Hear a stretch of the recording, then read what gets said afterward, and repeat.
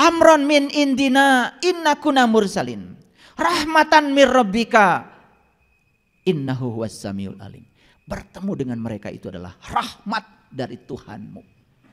Maka dalam hadis qudsi Allah menyatakan, hadis qudsi ini ya, para waliku ada di bawah naunganku dan tidak ada yang bisa berkenalan dengan seorang waliku tanpa seizinku. Jadi wali-wali Allah itu tidak akan pernah bisa disentuh kecuali oleh orang-orang yang diberi izin oleh Allah. Nah itu maka dijelaskan di Quran surat Al-Kahfi itu. Mayyahdillahu fahuwal muhtadi wa mayyudlil falan tajidalahu waliyan mursidan. Jelas ya. Rabbis samawati wal ar wa ma bainahuma in kuntum muqinin. Tuhan langit dan bumi yang ada di antara keduanya jika kamu orang-orang yang meyakini. Jadi tugasnya para nabi, para rasul itu adalah mengantarkan kita untuk mengenal Rabbis samawati wal ar wa ma bainahuma. Untuk mengenal Rabb-nya langit, Rabb-nya bumi, dan Rabb yang di antara langit dan bumi. Jadi kalau begitu Rabb itu meliputi langit, meliputi bumi, dan meliputi antaranya. Jadi tidak ada satu ruang pun yang tidak diliputi oleh Dia. Nah ini sudah mengerucut pada judul. Jadi judulnya apa tadi? Semua kehidupan diliputi oleh cahaya, tidak diliputi oleh kegelapan. Jadi ayat ini menjelaskan yang bagian akhir ini, ayat yang ke-7 dari Quran surat Ad-Dukhan, Rabbis samawati wal ar wa ma bainahuma. Langit diliputi oleh Dia, bumi diliputi oleh Dia, di antara langit dan bumi juga diliputi oleh Dia. Jadi kira-kira meliputi kita enggak Dia? Meliputi pohon enggak Dia? Meliputi ruang kosong enggak Dia? Tidak ada satu ruang pun di semesta yang tanpa batas ini yang tidak diliputi oleh Dia. Jadi karena semua diliputi oleh Dia, berarti semua harusnya diliputi oleh cahayanya. Harusnya semua diliputi oleh cahaya. Tidak ada satu ruang pun di semesta ini yang diliputi oleh kegelapan.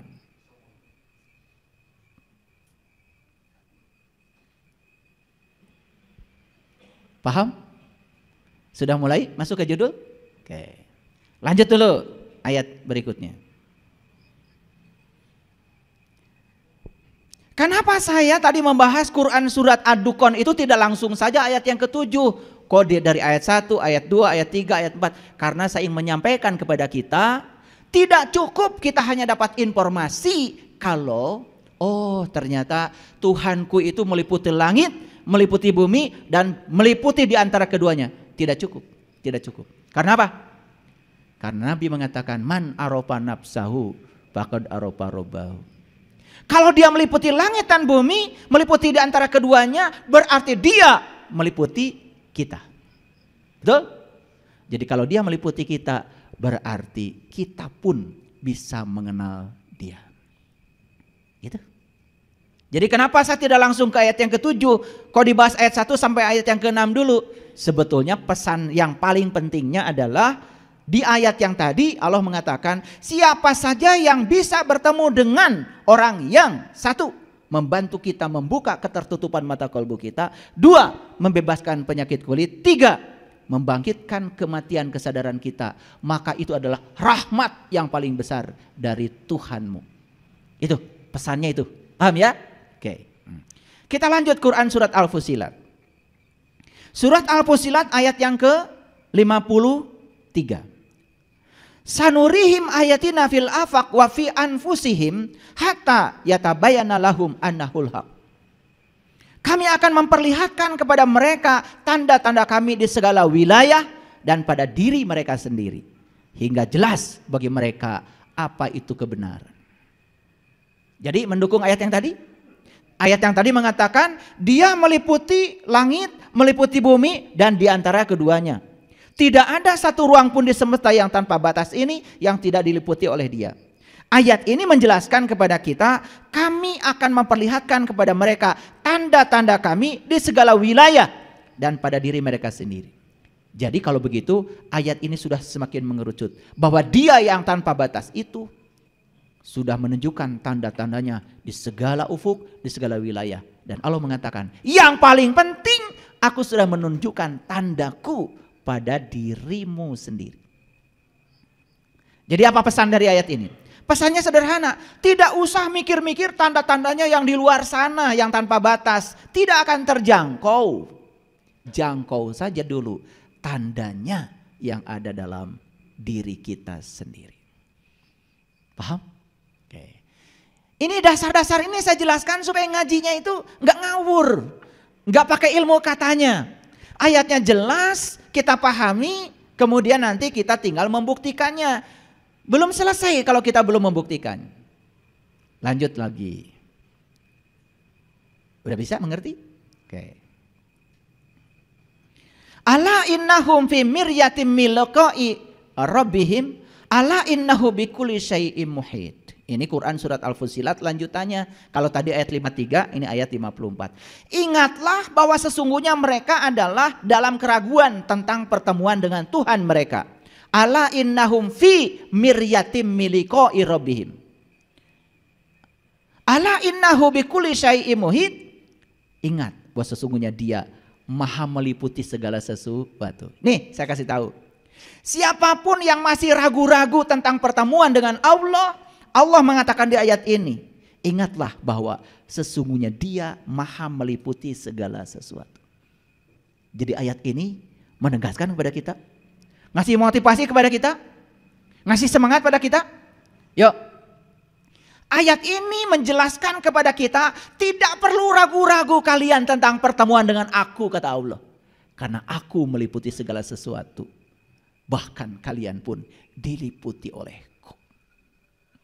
Maka tugas kalian cuma satu, kata Allah, sadari, temukan aku dalam dirimu. Karena aku meliputi segala sesuatu, termasuk meliputi diri.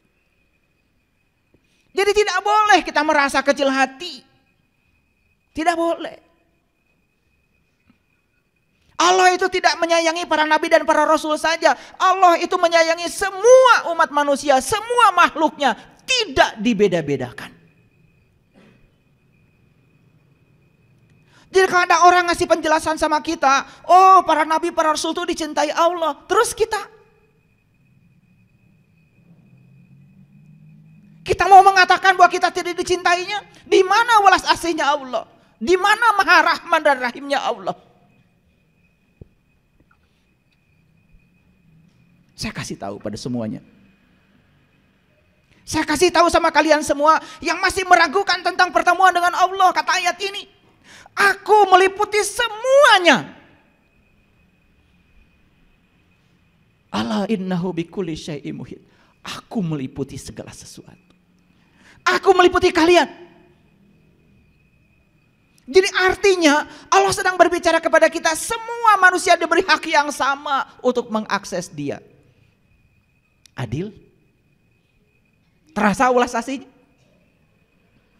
Dan lucu selama ini, ya, kita itu kemudian diparadigma seakan-akan kita ini bukan seperti mereka.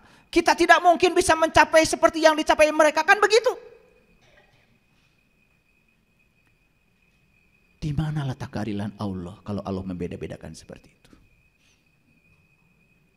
Makanya saya selalu menegaskan kepada kalian semua, tidak ada kelahiran yang kebetulan, tidak ada kelahiran yang tidak direncanakan oleh Dia. Huwallazi yusawwirukum fil arham kaifa yasha. Dialah arsitek agung yang merencanakan, Dia merencanakan kalian semua sesuai dengan rencananya. Tidak ada yang tidak direncanakan. Yuk kita yakini, pantaskan diri kita. Karena saya datang ke semesta ini tidak mungkin tidak dikehendaki olehnya. Tidak mungkin tidak direncanakan oleh Dia. Berarti Dia sama sayangnya kepada semua makhluk, bukan? Pantaskan diri kita. Pantaskan diri kita. So sekarang bebaskan keraguan-raguan tentang itu. Karena Allah mengatakan di ayat ini, Ala innahum fi miryatim min liqa'i rabbihim. Ala innahu bikulli syai'in muhit. Saya pengen nangis baca ayat ini. Karena ayat ini mengingatkan kepada diri saya sendiri dalam proses pencarian saya. Saya pernah di situasi seakan-akan saya tidak pantas untuk itu. Karena dari kecil dijejali pemikiran yang semacam itu. Ya. Kalau para nabi, para rasul tuh dibelek sama Allah, disucikan sama Allah. Saya bilang sama bapak saya, kapan ya Allah membelek saya? Itu dulu waktu kecil saya begitu. Kalau para nabi, para rasul sucinya karena dibelek oleh Allah, saya nunggu aja kapan Allah mau belek saya. Jadi kalau para nabi, para rasul itu disucikannya dibelek sama Allah, kemudian kita tidak dibelek, ya salah Allah. Betul apa tidak? Jadi kata dibelek itu apa artinya? Para nabi, para rasul itu tekad untuk menyucikan dirinya luar biasa. Satu-satunya cara untuk menyucikan diri adalah selalu melebur diri pada Dia yang Maha Suci. Yuk, piring kita kotor, taruh aja di samping wastafel. Bisa bersih nggak? Nggak bisa. Atau pakai puisi. Wahai piring kotor, bersucilah. Bersuci itu air harus menyentuh piring yang kotor, betul nggak? Ini ngerti maksud saya? Kita tidak akan bisa bersuci kalau kita tidak pernah bisa menyentuh Dia yang Maha Suci.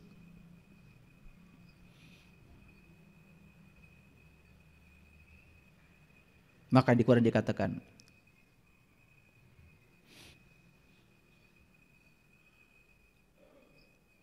bersucilah kamu pagi dan petang.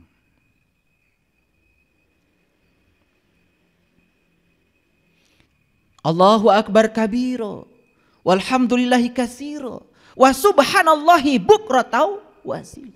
Itu perintahnya. Sucikanlah kamu pagi dan petang, pagi dan petang. Tahu pagi? Petang.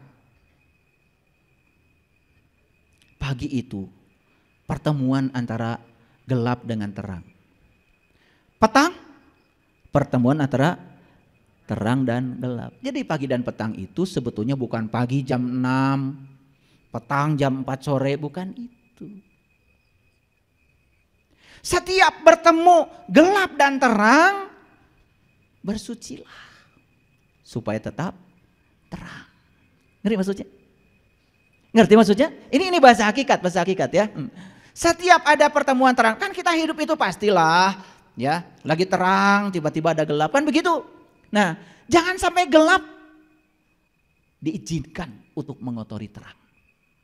Makanya itu kan dibaca setiap kalian sholat. Allahu Akbar kabiro, walhamdulillahi katsiro, wa subhanallahi bukratan wa asila. Suka dibaca itu? Ngerti? Yang penting pahala. Pahala itu bukan nanti, pahala itu sekarang di sini. Orang sudah berbicara tentang God particle sekarang. Para ilmuwan fisika, pemenang hadiah Nobel tentang ya yang disebut dengan partikel boson, yang kemudian saking susah menyebutnya disebut aja God particle, partikel Tuhan. Orang udah sampai ke sana. Teknologi sudah sampai ke sana.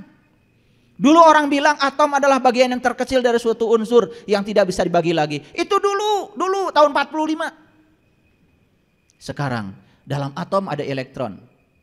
Ternyata dalam atom ada inti atom. Dalam inti atom ada neutron, ada proton.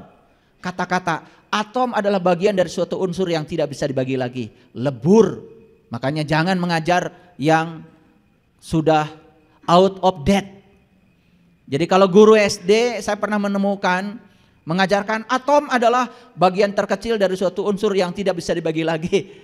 Eta hirupna iraha guru.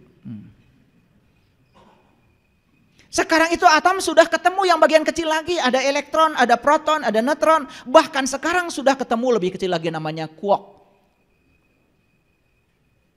Q-U-A-R-K. Quark.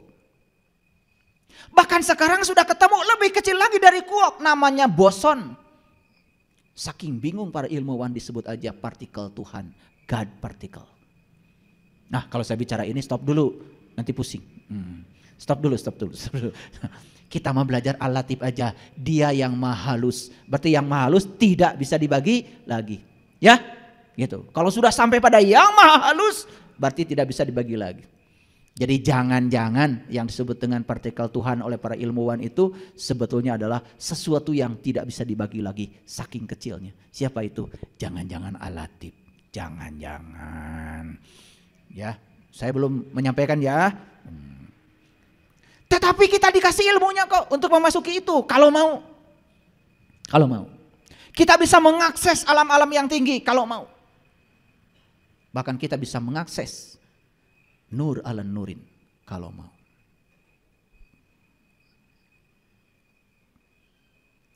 Ya. Kalau dengar ceramah saya jangan ngobrol. Kalau mau ngobrol di luar. Supaya nanti tidak salah persepsi.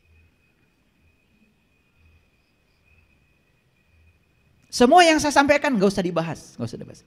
Terima aja dulu, gak usah didiskusikan. Nanti kalau sudah mengalami, ngerti sendiri. Karena ini adalah jalan untuk kita bisa mengalami itu. Jadi ini bukan ilmu biasa. Yang saya sampaikan ini bukan ilmu biasa, bukan ceramah biasa. Ngerti? Allah meliputi segala sesuatu, ngerti? Berarti meliputi diri kita? Jadi benar ya kalau Nabi Muhammad mengatakan man aropa nafsahu faqad aropa rabbuh. Gak usah mikir Tuhan yang meliputi semesta raya, mual kepikiran. Kenali saja Tuhan yang meliputi dirimu saja.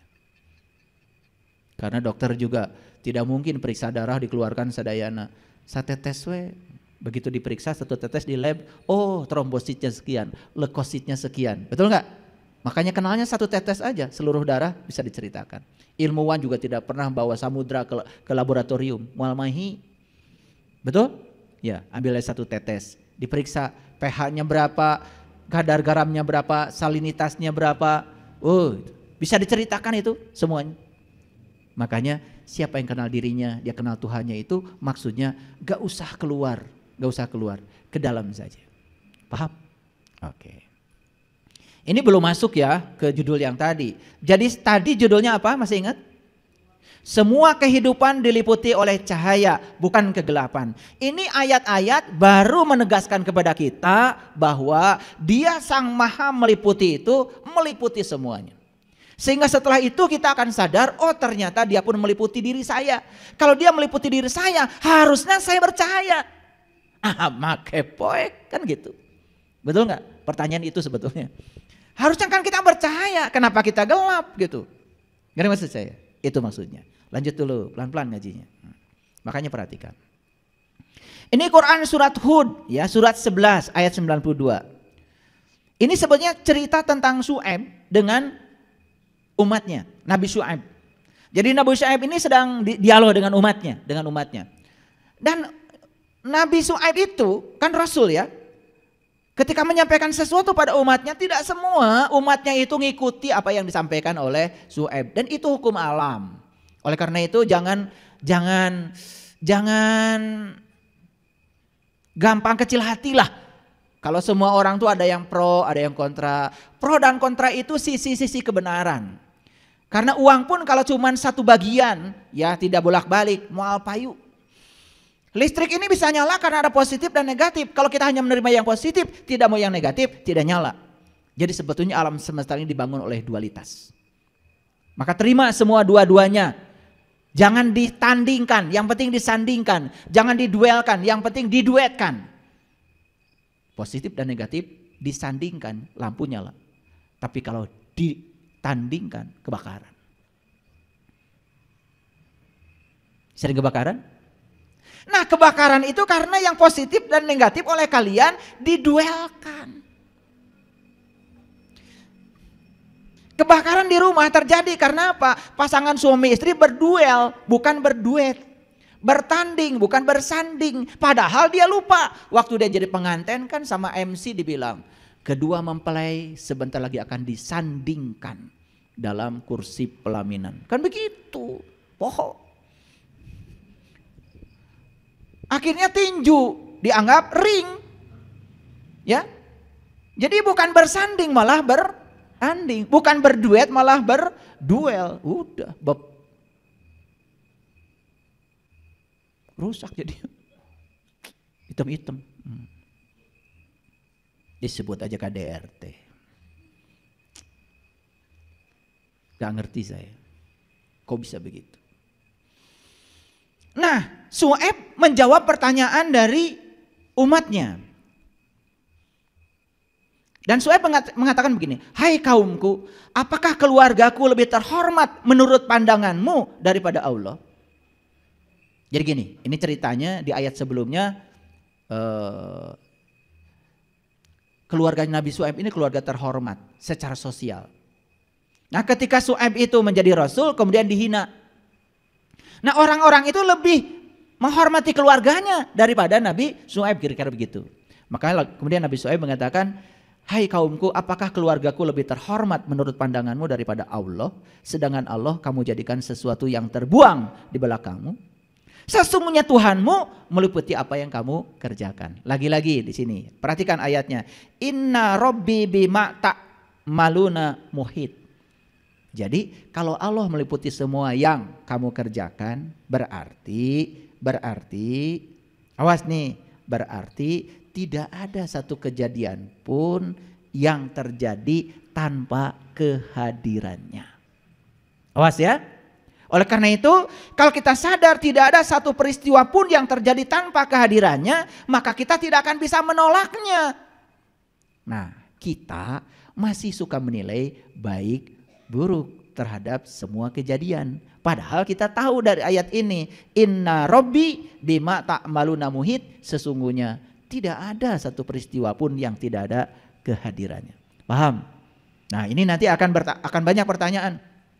Kalau gitu kenapa ada orang berbuat jahat? Berarti kalau orang berbuat jahat berarti Allah melakukan kejahatan? Nah, harus dipahami. Apa itu kejahatan? Kejahatan itu sebetulnya adalah ketiadaan Allah.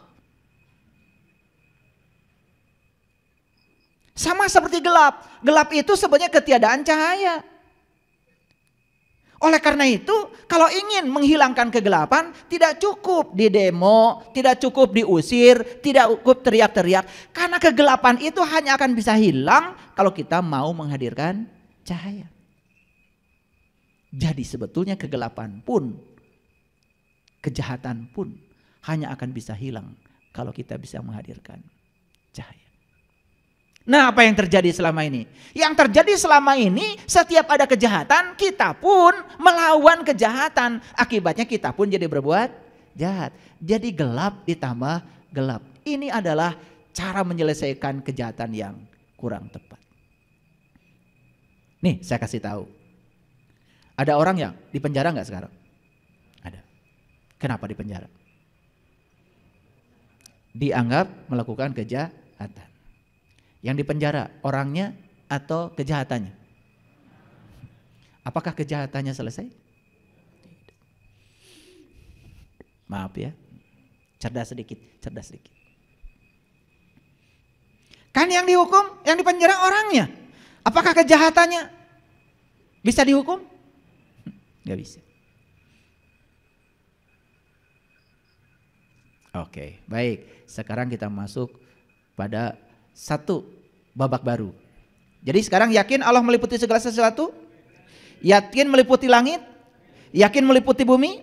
Yakin meliputi diri kita? Oke, kalau sudah yakin, oke. Sekarang Allah akan mengenalkan diri kepada kita. Allahu nurus samawati wal ar. Aku adalah cahaya langit dan bumi. Berarti semakin jelas judul yang tadi, bahwa semua kehidupan itu diliputi oleh cahaya. Tidak ada yang diliputi oleh kegelapan. Semakin jelas? Bahkan di ayat ini Allah mengenalkan diri. Masalu nurihi. Nah, umpama cahayanya kamiskatin fiha misbah. Seperti yang bisa kau saksikan dalam miskatmu. Miskat itu relung. Makanya masjid ini saya beri nama Miskatul Anwar. Miskat itu relung, tempat, lokus. Anwar itu adalah kata jama dari nur. Jadi Miskatul Anwar itu tempat yang bercahaya. Nah, di dalam diri kita itu ada satu tempat yang sangat bercahaya. Sudah tahu belum? Sudah tahu belum? Yang sudah tahu teruskan. Jangan keluar dari relung itu. Yang belum tahu buru-buru. Karena kalau kita tidak tahu itu, kita akan mati dalam kegelapan. Makanya dijelaskan dalam Quran surat Al-Waqiah, ketika nyawamu sampai di kerongkongan, saat itu kamu harus melihat. Sedangkan syarat melihat harus ada cahaya. Ya, dengarkan kata-kata saya. Jadi kata Allah, cahayaku itu seperti yang ada di sebuah relung. Jadi Allah tuh sudah menyimpan di situ. Fiha misbah, bahkan di dalam relung itu ada misbah. Misbah itu pelita yang besar. Dalam relung itu juga ada ajujaja. Ada bintang yang ajujaja itu artinya kaca. Di dalam relung itu ada kaca. Ada kaca. Tahu kaca? Jadi cermin, memantulkan cahaya, kaca. Ini babak luar nih, babak luar, ya. Babak kulit namanya. Karena saya belum bisa ngasih yang dalamnya, belum. Karena ayat ini tidak bisa diceramahkan, harus dialami sendiri, Oh, kalau sudah mengalami sendiri, udah baru keren lah. Kemudian ajujaja tuh ka'annaha kaukab. Di dalam kaca itu ada bintang yang berkilauan. Kaukab. Tahu bintang? Tahu bintang? Bintang sering digambar gini, segi 5. Padahal itu sebetulnya bukan bintang. Itu adalah kerlipan cahaya saking jauhnya. Bintang itu ya bola sebetulnya. Makanya kalau saya lagi ujian sidang mahasiswa fisika, saya suruh coba kamu gambar bintang. Kalau gambar bintangnya begini, saya suruh kembali ke TK. Karena gambar bintang itu bulat sebetulnya. Betul? Cuman kelihatannya saking terlalu jauh, jadi kerlap-kerlip. Ya kerlap-kerlip itu bukan rasa, itu merah rasaan. Jadi kalau mahasiswa S1 menjawab bintang itu seperti itu, ya harus kembali ke SD. Dan itu gambar bintang waktu SD. Dan di otak kita sekarang jangan-jangan mengatakan bintang itu seperti itu. Padahal bintang itu ya bulat. Sebetulnya kayak bola. Paham ya? Itu cuman saking jauhnya.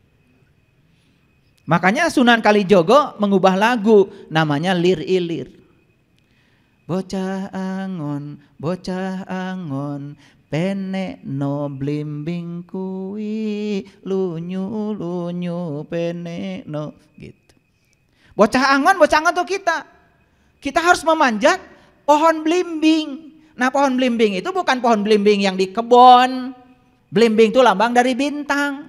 Makanya bintang selalu lambang untuk status sosial yang tinggi. Coba tentara, polisi, kan yang dicari bintang. Bintang 1 namanya Brigjen. Bintang 2 namanya Maijen. Bintang 3 namanya Letjen. Bintang 4 namanya Jenderal. Masih belum puas, kasih lagi bintang 1 namanya bintang 5. Makanya hotel pun kan begitu. Ini hotel bintang 3, bintang 4, bintang 5. Kalian juga kalau nonton apa, belanja apa, kan ngasih bintang. Betul? Makanya bintang itu selalu melambangkan keluhuran. Bintang itu, ketinggian bintang itu. Makanya di Quran dikatakan, ya, ajujajatu ka'annaha kaukab. Kamu harus mencapai bintang.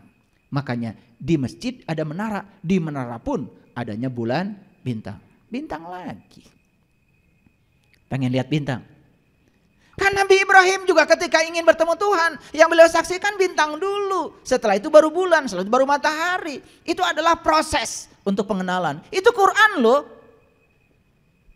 Bahkan Nabi Muhammad ketika Isra Mi'raj diabadikan di Quran surat An-Najm. Pada saat beliau mencapai Sidrah Al-Muntaha, yang beliau saksikan juga An-Najm. An-Najm bintang. Oke. Jadi sekarang jelas judul tadi, segala kehidupan diliputi oleh cahaya, bukan kegelapan. Clear sampai sini? Oke. Jadi Allah meliputi segala sesuatu, Allah mengetahui segala sesuatu, bahkan semua yang kamu kerjakan pun sebetulnya ada dalam pengawasannya. Jadi oleh karena itu ayat ini menegaskan bahwa Allah adalah cahaya langit dan bumi. Karena kita ada di bumi, harusnya kita bercahaya. Paham? Oke. Nah, saya masuk dulu pada bukunya Gary Zukav. Ini temuan bidang optik ya, tentang putih dan hitam. Perhatikan saya. Tahu putih? Oke. Tahu hitam? Nih, sinar matahari ini warnanya apa nih? Putih. Gitu? Nah, perhatikan kata-kata saya. Ini dari buku Gary Zukav. Temuan bidang optik sekarang. Putih dan hitam bukanlah warna. Sebagaimana biru, hijau, dan merah. Jadi sebetulnya putih dan hitam itu bukan warna. Yang warna itu biru, hijau, merah. Itu warna. Jadi putih dan hitam itu bukan warna sebetulnya. Kenapa? Putih adalah kombinasi antara semua warna. Atau integrasi semua warna cahaya. Jadi sebetulnya ketika merah, kuning, jingga, hijau, nila, ungu digabungkan semua warna itu jadi putih. Ini belajar fisika sedikit. Sedangkan hitam itu adalah ketiadaan semua warna. Jadi hitam itu sebetulnya adalah ketiadaan warna. Makanya putih dan hitam beda dengan biru, ya, hijau, merah. Paham? Nah, saya tidak akan terlalu dalam bicara fisikanya. Kalau bicara panjang gelombang, bicara frekuensi, nanti kalian bubar. Gak ngerti. Yuk lanjut. Sekarang putih dalam spiritual. Putih dalam spiritual ya, dikaitkan dengan apa? Kemurnian, kebaikan, kebenaran, Tuhan, utusan Tuhan, malaikat, surga. Kan putih selalu begitu. Makanya ada acara-acara keagamaan biasanya kan bajunya putih. Kayak orang ihram, kan bajunya putih. Haji, putih. Pecinya pulang dari sana juga putih. Padahal waktu berangkat warnanya hitam. Paham ya? Jadi putih itu apa sebetulnya? Putih itu adalah sumber energi positif dan protektif. Harusnya kalau ada orang yang pakai warna putih, orang itu merasa protektif, merasa terlindungi. Ini aneh, ada orang pakai baju putih bawa pentungan. Malah orang merasa tidak nyaman. Nah, itu salah baju. Udah gitu bajunya putih, tapi TV orang diambil, pakai Allahu Akbar lagi. Allahu Akbar, eta TV batur. Pernah ada kejadian begitu ya? Udah itu masa lalu, udah lewat. Kenapa pakai baju putih tapi Allahu Akbar? Bawa pentungan. Ini namanya putih yang tidak protektif. Putih yang tidak membawa energi positif karena nggak ngerti asal baju nabodas. Jadi putih itu mewakili keutuhan ruh sebetulnya. Ya, ulangi. Jadi putih dalam spiritual melambangkan apa? Kemurnian, kebaikan, kebenaran, Tuhan, utusan Tuhan, semua lambangnya putih. Malaikat, surga, energi positif, energi yang protektif, yang melindungi, itu semua putih. Jadi putih itu melambangkan keutuhan ruh. Itu kata Gary Zukav. Saya nggak ngerti ini Gary Zukav pernah baca ayat-ayat tadi atau belum? Saya juga nggak ngerti. Tapi keren dia bilang itu. Lanjut dulu. Pernah lihat ini? Nah, ini cahaya putih ini nih oleh alam ditunjukkan nih oleh alam. Begitu cahaya putih itu melewati berbagai macam halangan, maka cahaya putih itu akan mengalami yang namanya peristiwa dispersi atau pembiasan cahaya. Karena dari semesta, dari sana, dari sinar matahari itu datang ke bumi ini kan melewati atmosfer. Nah di atmosfer itu ada uap air, ada macam-macam. Ketika melewati itu terjadi yang namanya peristiwa pembelokan cahaya. Yang luar biasa terjadilah pelangi. Kita lihat pelangi ya. Ada merah, ada kuning, ada hijau, ada biru ya. Jadi jelas ya bahwa putih itu adalah gabungan dari berbagai macam warna. Paham? Nah oleh saya dibawa warna ini ke lab. Saya gunakan prisma kaca. Ini di lab nih. Ini hasil dari lab. Kalau yang tadi itu di alam, kalau ini di lab. Jadi supaya mahasiswa juga tahu, kalau ini cahaya putih ini kalau dimasukkan ke prisma mengalami pembiasan cahaya, ternyata diurai menjadi merah, orange, kuning, hijau, biru gitu. Paham sekarang? Oke, simpulkan dulu. Jadi putih itu gabungan berbagai macam warna. Jadi kalau kalian sudah pakai baju putih, itu harus menunjukkan diri. Kalau putih ini ya gabungan dari berbagai macam warna. Artinya kalau sudah pakai baju putih, siap menerima perbedaan. Siap menghargai perbedaan.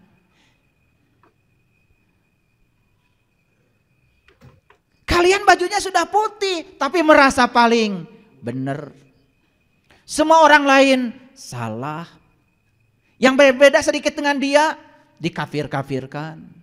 Yang tidak sama dengan dia, diserang, dihancurkan. Jika perlu, dilampiaskan kemarahan dia, sampai tumpas tuh orang lain yang dianggap beda.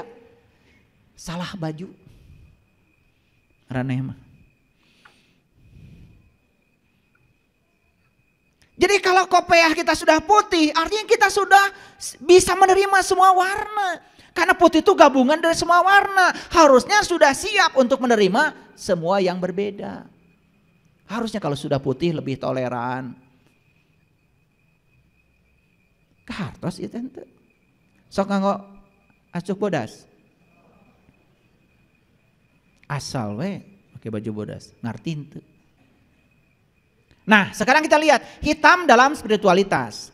Hitam dikaitkan dengan keburukan, kejahatan, kerusakan, keputusasaan, kemarahan, kemurkaan, ketiadaan cinta, ketiadaan belas kasih, ketiadaan ampunan, neraka, iblis, semuanya hitam. Masih ingat tadi?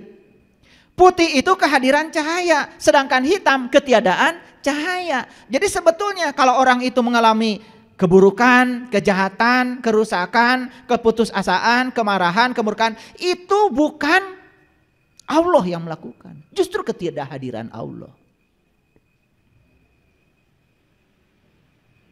Kesadarannya itu dibungkus oleh diri palsu yang bernama pikiran. Itu yang disebut dengan ego.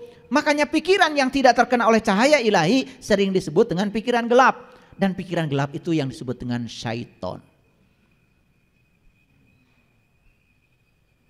Dan selama ini kita berbicarakan setan itu seakan-akan suatu makhluk tertentu yang suka goda kita. Kan yang goda kamu, kamu sendiri. Betul gak? Sugan anu ngaharewos, tong tahajud tiris. Kan yang bilang tiris maneh? Nu bilang tunduh maneh? Kartos ya ten. Bisi can ka hati rek dibuka deui. Yang suka membisik itu pasti jaraknya tidak jauh. Yang jauh mah teriak, ngagorowok. Yuwaswisu berbisik itu pasti jaraknya dekat. Yang paling dekat dengan kita kan pikiran kita. Betul apa tidak? Geus hudang maneh teh. Anu ngaharewos. Lain ti luar. Tina diri maneh sorangan. Harewosna teh tiris. El Nino. Goledag gue. Itu. Ada yang bilang dari dalam hudang atau hudang geus beurang. Aya dong harewos. Tunuh. Kahartos ya teh. Jadi setan terus kahartos, setan teh saha? Eta. Marake jilbab setan.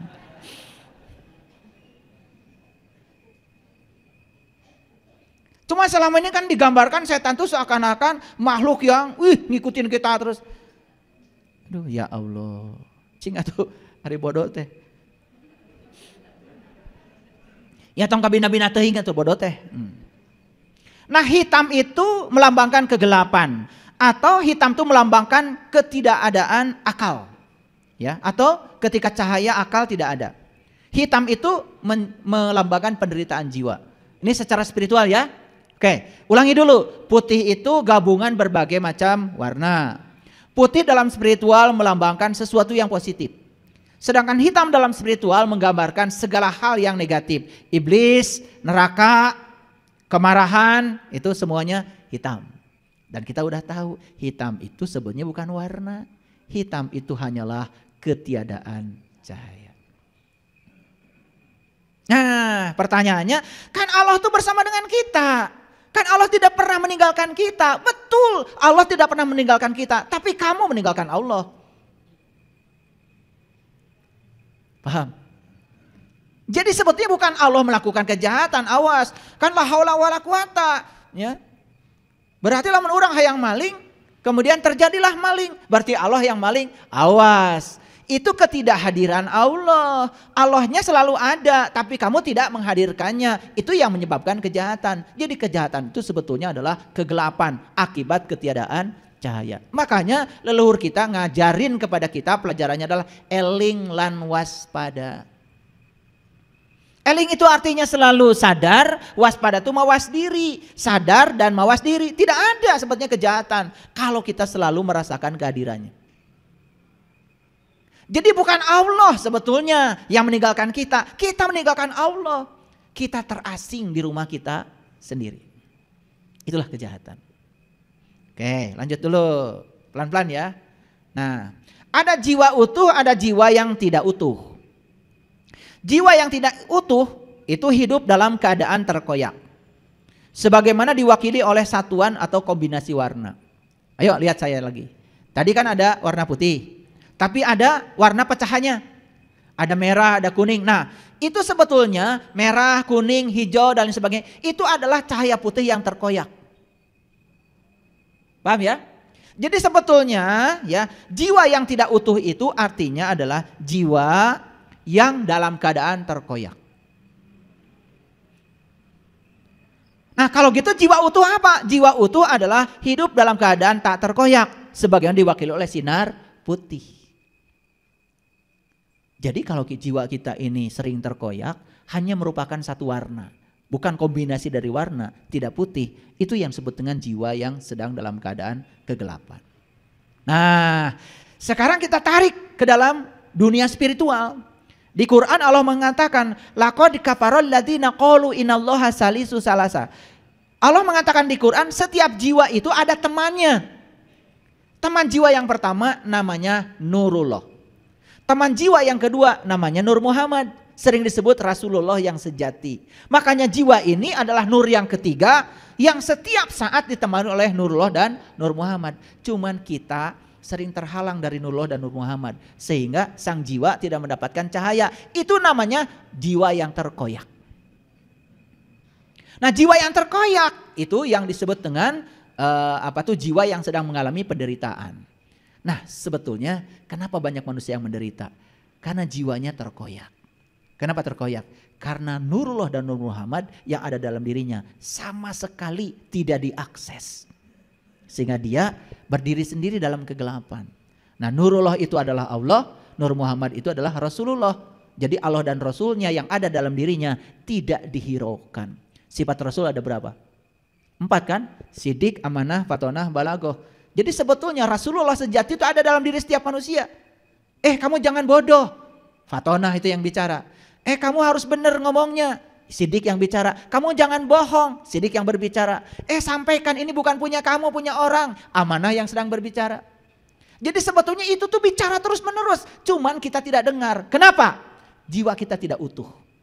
Itu yang disebut dengan jiwa yang terkoyak. Nah, jiwa yang tidak utuh ini harus segera dikembalikan kepada jiwa yang utuh sehingga menemukan fitrahnya. Hebat gak Gary Zukab? Hebat gak? Hebat. Ini orang fisika bicaranya begini coba. Dari pengamatan terhadap warna timbul sesuatu yang luar biasa. Gampang kan dipahami? Kalau kalian baca buku Gary Zukab, mana bahasa Inggris deh? Laliur. Sekarang saya terjemahkan dalam bahasa yang gampang untuk dicerna. Aduh, lamun teu kaharti teh. Karunya ka saya.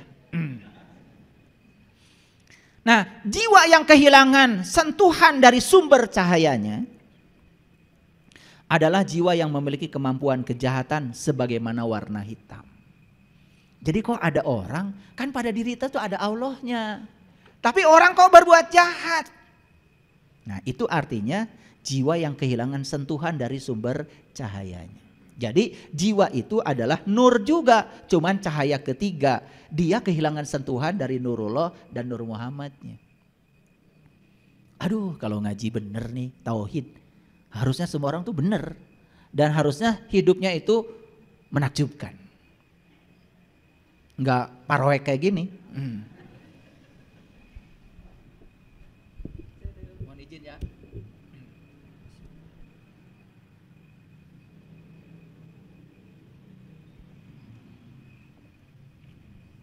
Ngerti ya? Kira-kira jiwa kita sekarang utuh atau tidak utuh? Ini pertanyaan nih. Kira-kira kalau ditanya jiwa kita saat ini utuh atau tidak utuh? Ya, alhamdulillah ya kalau utuh. Kalau sudah utuh berarti sudah jadi warna putih lagi. Berarti kalau sudah utuh sudah bisa menerima semua warna. Cirinya apa? Toleran, penuh cinta kasih, tara nyalahkeun batur kalau ada apa-apa itu. Ya. Semua dia selalu bercermin ke dalam. Itu bedanya ya. Kalau orang yang ngajinya sudah benar, nggak pernah nyalah-nyalahkan orang, apalagi nuduh-nuduh orang, nggak pernah.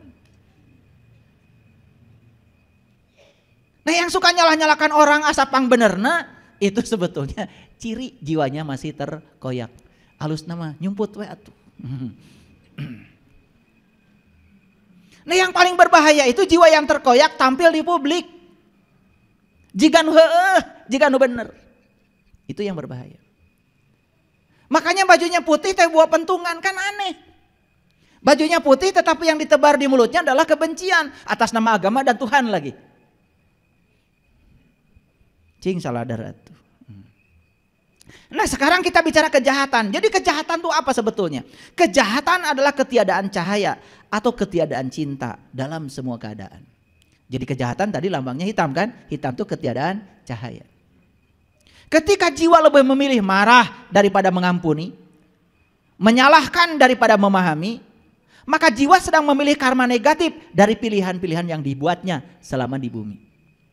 Jadi kan ada yang jiwanya tuh memilih marah daripada mengampuni, memilih menyalahkan daripada memahami.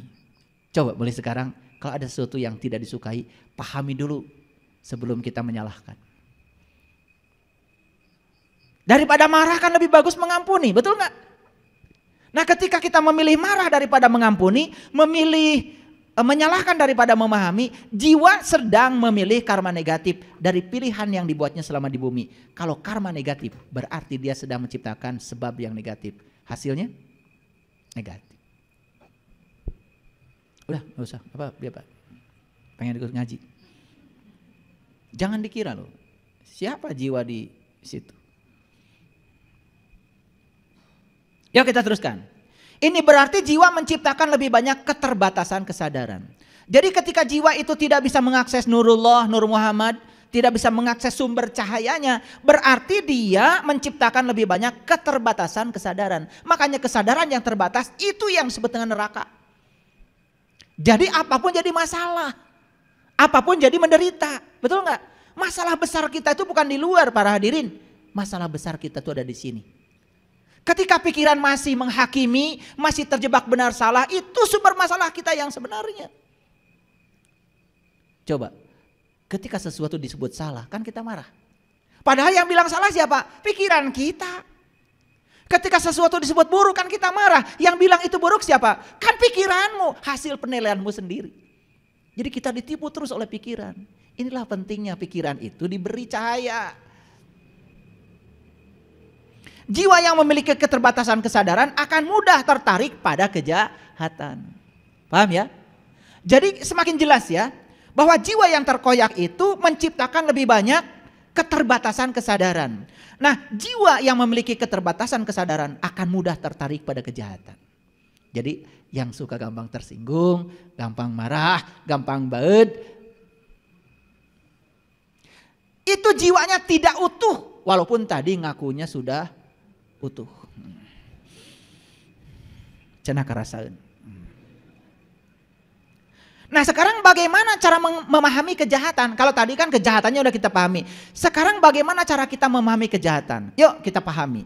Kejahatan adalah apa tadi? Ketiadaan cahaya. Itu sebabnya kejahatan tidak bisa ditiadakan dengan cara diperangi, dihindari, atau dilarang. Tetapi harus menghadirkan cahaya. Jadi kalau anak kita nakal teh bukan digebuk. Karena anak nakal itu berarti ketiadaan cahaya. Ditempeleng, digebuk, dimarahi, atau menghadirkan kegelapan baru. Coba sebelum disalahkan rangkul dulu. Setelah dirangkul, aduh jangan-jangan kamu itu adalah potret dari saya. Kan tubuh kamu adalah tubuh saya, sel kamu adalah sel saya. Jangan-jangan perilaku kamu adalah mencontoh perilaku saya. Jadi kita tidak menyalahkan, malah kita minta maaf pada anak. Maaf jika ayah dan bunda pernah ngasih contoh yang salah pada kamu. Nangis pasti anak digitukan. Karena kita menghadirkan cahaya, bukan menghadirkan kegelapan baru. Kapan kegelapan bekerja? Kapan kegelapan bekerja? Di mana tidak ada intelijensia ilahi. Nah intelijensia ilahi itu tadi Nurullah, Nur Muhammad itu namanya intelijensia. Ini bukan intelektual. Saya tidak bicara sekolah S1, S2, S3. Gak penting. Karena banyak yang sekolahnya tinggi tapi tidak berkesadaran. Saya bicara intelijensia. Intelijensia tidak sama dengan intelektualitas. Banyak yang sekolahnya tinggi masih korupsi. Sekolahnya tinggi mementingkan diri sendiri. Sekolah tinggi malah bikin kehancuran bangsa. Itulah intelektualitas. Saya bicara intelijensia. Makanya kapan kegelapan bekerja? Nih harus kasih tahu. Ketika tidak ada intelijensia ilahi. Atau tidak ada cahaya yang membawa kesadaran. Atau cahaya sadar.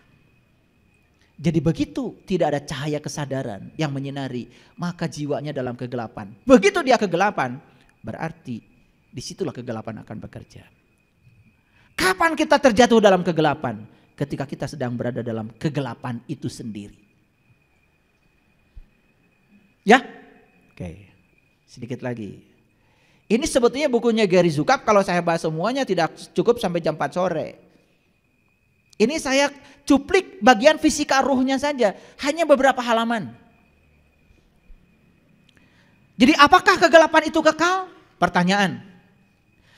Yang jadi orang baik hari ini mungkin pernah gelap di masa lalu. Yang gelap hari ini mungkin akan jadi sumber cahaya di masa depan. Jangan kecil hati. Jadi kalau jiwa-jiwa yang hari ini masih belum utuh, jangan kecil hati. Karena apa? Ternyata kegelapan itu tidak kekal menurut Gary Zukav. Sebetulnya menurut ajaran kita juga di Islam kan begitu. Katanya dikulub heula di neraka baru nanti masuk ke dalam surga. Itu jelas neraka tidak kekal. Paham ya? Oke. Keberadaan dalam kegelapan itu satu tidak kekal.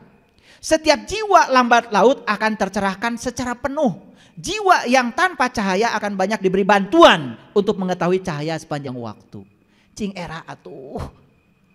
Tinggal tatangkalan. Tenan dina poek menuju cahaya.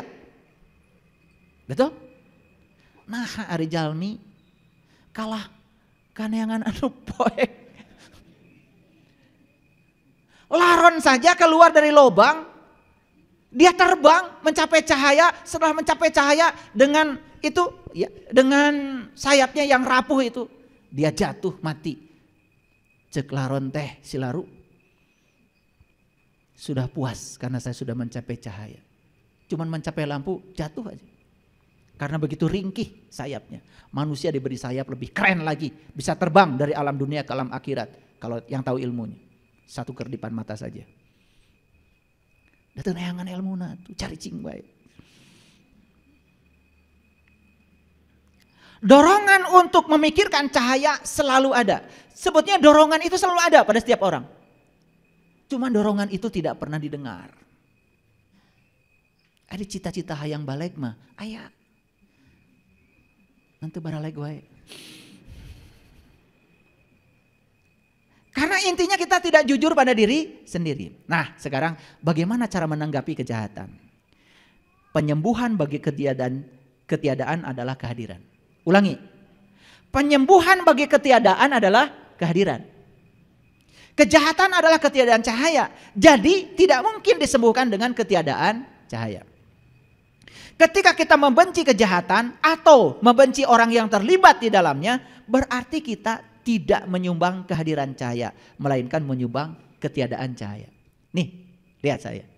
Kita benci saja sama orang yang melakukan kejahatan, kita sudah menyumbang ketiadaan cahaya. Orang man gitu.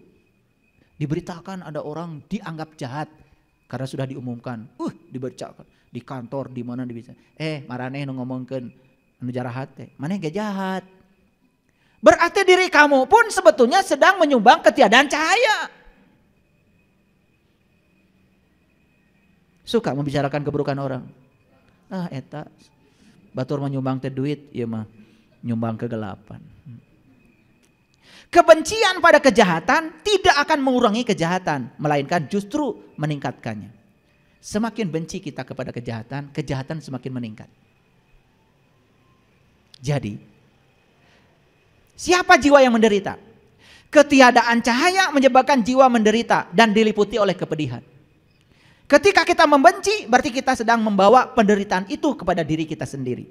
Kebencian pada kejahatan justru akan mempengaruhi orang-orang yang membencinya. Kebencian pada kejahatan akan menciptakan para pembenci. Ini berarti sedang meniadakan cahaya bagi diri kita sendiri. Disinilah peran belas kasih yang penting. Memahami kejahatan sebagai ketiadaan cahaya bukan berarti kita menjadi pasif. Contoh, ada seorang yang melakukan tindakan kekerasan pada anak-anak. Apa tindakan kita? Membiarkannya? Kita tetap berusaha menyelamatkan anak-anak tersebut tanpa membenci orang yang menindasnya. Jadi kalau ada orang yang sedang menindas anak, kita wah itu ketiadaan cahaya, pasif tidak. Kita selamatkan tetap anak ini tanpa membenci orang yang melakukan tindakan kejahatan itu. Karena kalau kita membenci dia, berarti kita menambah kegelapan baru. Ini paradigma baru? Ini paradigma baru? Ini keren? Ini ahli fisika yang bicara. Jangan suka menyepelekan orang fisika ya. Ada yang bilang katanya apa haknya katanya orang fisika ngomong agama. Orang fisika juga pengen selamat.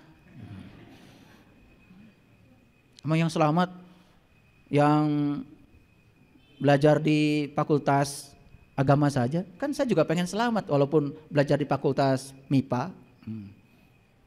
Betul? Iya. Orang fisika harus ngerti agama. Dan orang agama pun harusnya ngerti fisika. Supaya enggak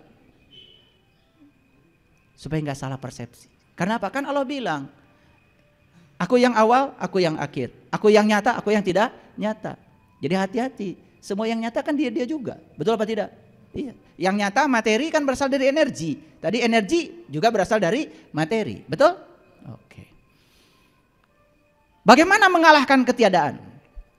Memahami kejahatan sebagai ketiadaan cahaya berarti menentang pandangan bahwa kekuatan sebagai sesuatu yang bersifat eksternal. Seorang penjahat dapat ditahan, tapi dapatkah kejahatannya ditahan? Tidak. Kelompok penjahat di penjara, dapatkah kejahatannya di penjara? Tidak. Hati yang pengasih dapat melawan kejahatan lebih efektif daripada tentara. Jadi sebetulnya kita ini sekarang membutuhkan hati-hati yang penuh belas kasih.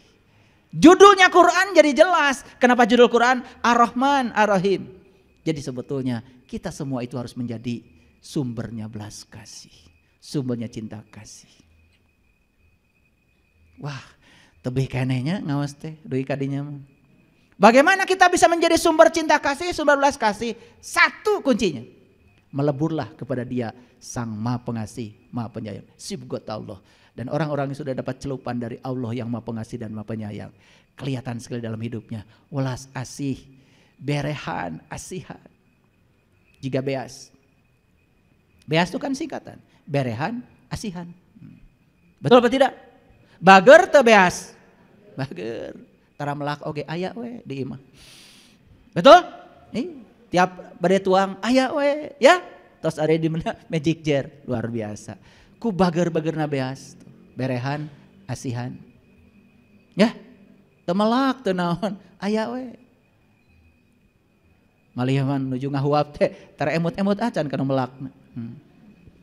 Betul? Boro-boro bismillahnya. Si eta mah kitu. Tentara dapat berhadapan dengan tentara lain, tetapi tidak dapat berhadapan dengan kejahatan. Yang berhadapan itu kan fisiknya saja. Hati yang pengasih dapat berhadapan dengan kejahatan secara langsung. Karena hati yang pengasih dapat membawa cahaya ke tempat yang tidak ada cahaya. Makanya kenapa orang-orang yang sudah mencapai kesadaran, kemanapun dia datang, dirindukan kedatangannya. Kenapa? Satu pohon saja, kalau kedatangan dia, kelihatan kering, pasti dapat siraman air. Itu orang yang berkesadaran. Orang yang berkesadaran boro-boro. Lihat pohon mati juga biasa aja. Itu yang saya ajarkan di komunitas saya. Kemanapun saya pergi, kalau ada sesuatu yang janggal, ada pohon yang mau mati, kita bakti dulu. Ya, cari air, sirami. Ari maneh ngarinum dalahar. Karena pohon itu tidak punya tangan untuk mengambil air. Kan leungeunna dititipkeun ka maraneh. Seri. Kan tangannya dititipkan sama kita. Kasihan atuh, ya. Walaupun itu pohon di pinggir selokan, perlu bantuan kalian. Kata pohon itu, tolong dong, itu air di pinggir selokan, pangmindahkeun ka dieu. Kitu wae hese. Kita lupa bahwa tangan ini adalah untuk semesta, kepanjangan tangan Allah. Yadullah fauqa aydihim. Ini tuh tangan Allah. Dibikin ka urang, dititipkan ka urang, keur nyelamatkan semua makhluk. Gitu. Ada kucing ngeong. Udah jelas kan nyuang tentuang. Kalau akan diusir.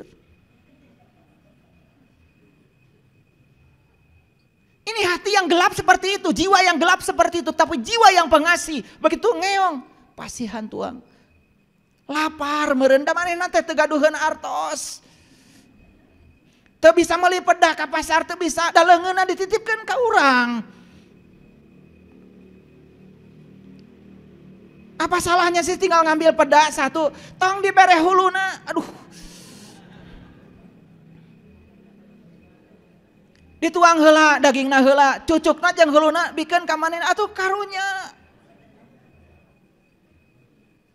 Cek kucing teh, atuh sakali-kali maneh dahar hulu jeung cucukna.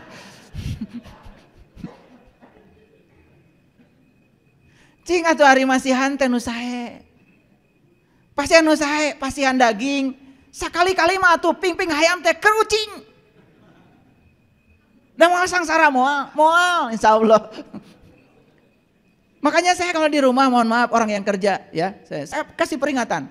Kalau ngasih makan sama kucing yang bagus seperti makan buat bapak, saya bilang.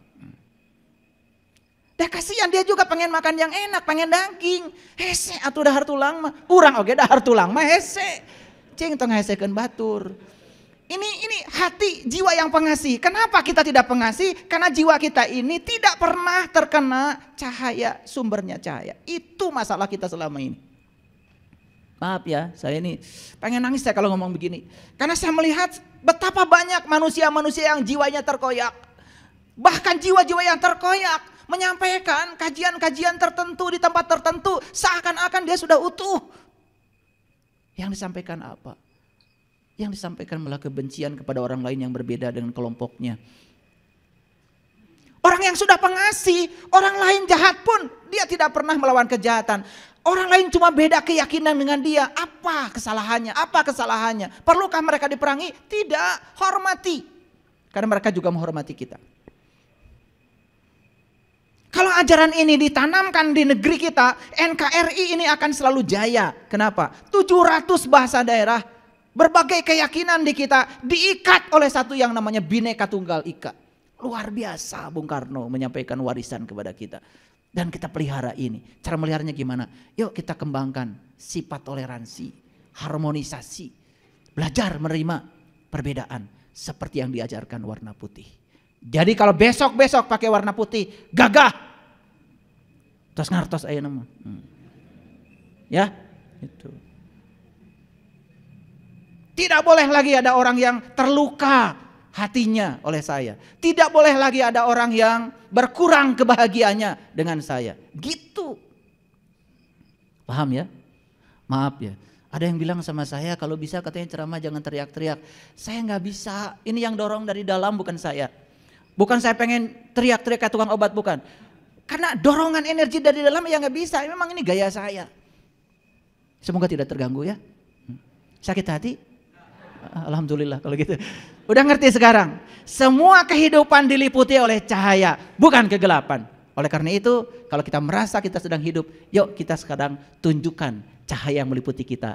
Kita menjadi sumber cahaya bagi semesta. Terima kasih. Assalamualaikum warahmatullahi wabarakatuh.